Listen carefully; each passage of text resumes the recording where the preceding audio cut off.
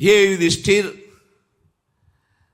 प्यासे को जल पान कराना बड़ा अलौकिक माना जाता है, इसलिए अन्नदान, जलदान, वासदान, वस्त्रदान ये जो करते हैं तो उनके लिए वही वैतरणी पुष्पोदक बन जाती है, भारी सुगंध, जैसे केवड़ा आदि डालकर सुगंधित मीठा जल ऐसे, और खूब स्नान करते, शीतल, कोई जंतु काटने वाला नहीं, वही नदी, और वही पापियों के लिए भयंकर नदी बन जाती है, अमृत के समान मीठे जल में वो पार कर। जैसे युधिष्ठिर जी को भी महाभारत में लिखा है, दिखाया गया, केवल दिखाया गया। किस बात के लिए? भगवान ने कहा था कहो अश्वस्थामा मरो, बोलो, क्योंकि तुम्हारे बोलने से द्रोणाचार्य जी को एकदम पक्का विश्वास हो जाएगा। और अश्वस्थामा नाम का हाथी मार दिया गया। नाम था उसका अश्वस्थामा, पांडवों के पक्ष का ही था, लेकिन सत्य बोलने में युधिष्ठिर कभी चूक नहीं करते थे, तो इनको कभी झूठ ना बोलना पड़े। भगवान ने मरवाया और कहा बोलो अश्वस्थामा हतो, मारा गया अश्वस्थामा। अब इन्होंने थोड़ा अपनी तरफ से जोड़ दिया कि अश्वस्थामा मारा गया पर नरो या कुंजरो। जानते नहीं थे तुम हाथी मारा गया, ऐसा कैसे बोल दिए? उनको इस बात के लिए केवल यह था कि दिखा देना बस। जो ही नर्क दिखाया, मैं कहा हूं, तो तुरंत देखा कि दिव्य लोक में, बस इतना दिखाया गया था। और हम लोगों को क्या होगा, दिन भर मोबाइल से झूठा ही बोलते रहते, नहीं बोलते रहते। मोबाइल का मतलब है झूठ का व्यवसाय करना उसका।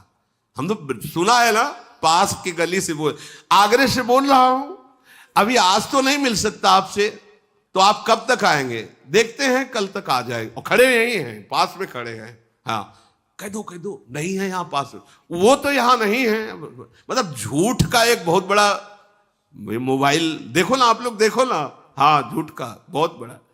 बच्चों यार, झूठ कोई खिलवाड़ नहीं है, नहीं असत्य संपातक पुंजा, नहीं मिलना हमें, मैं यही हूं, हमारे पास समय नहीं मिलेंगे।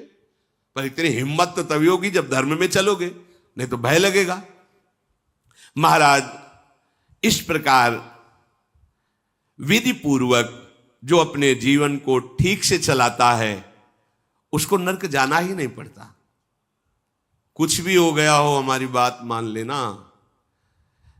जब संत मंडली जहां अजामिल रहता था उस नगर में पहुंचे तो कुछ लोग बहुत मजाकिया होते हैं, गांव में होते हैं।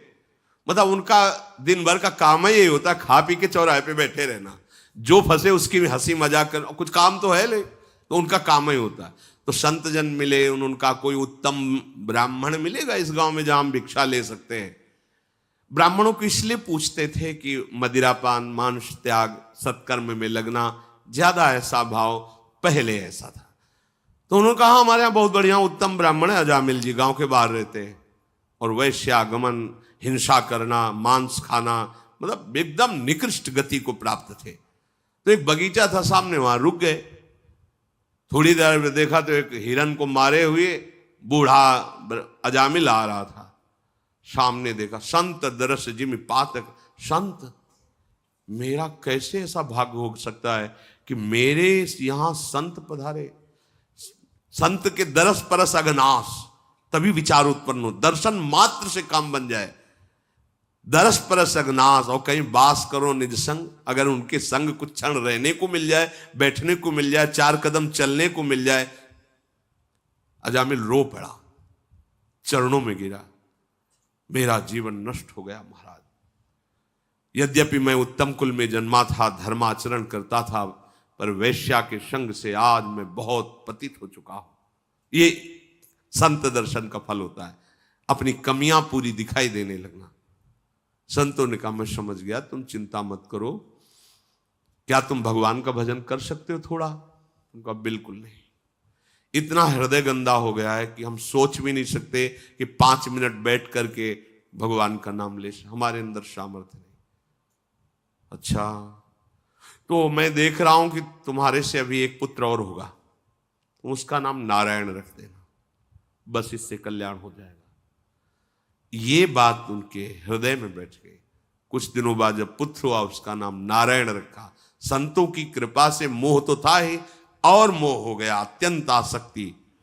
अंतिम समय में उसे और कोई याद नहीं, वही अपना बेटा याद है जो खेल रहा था, उसको पुकारा नारायण। तो यमदूत लेने आए थे, फांसी में बांध चुके थे, भगवान के पार्षद प्रकट, काट दिया यमपाश और कहा यह जीवन मुक्त हो चुका है, सारे पापों का प्रायश्चित कर लिया इसने। बोले कैसी बात, पूरा जीवन कितना अपवित्र व्यतीत किया, पाप आचरण किए, इसको तो यमलोक में जब बहुत दंड दिया जाएगा तब कहीं पवित्र। बोले नहीं, तुम धर्म ही नहीं जानते हो, कैसे तुम धर्मराज के दूत हो। एक बार मेरे मालिक का नाम लिया नारायण, ये सब पापों से मुक्त। मानो मेरी बात मानो, हमसे नहीं हो पाएगा अश्वमेध यज्ञ, राजस्व यज्ञ, खाने को है नहीं तो राजस्व यज्ञ कहां से होगा, सामग्री नहीं है। 5 मिनट स्थिर बैठ नहीं सकते तो 6 घंटे 8 घंटे पद्मासन में बैठ के नहीं योग कर पाओगे। चित्तवृत्ति का निरोध करके परमात्मा में लगाना। समझ में आया?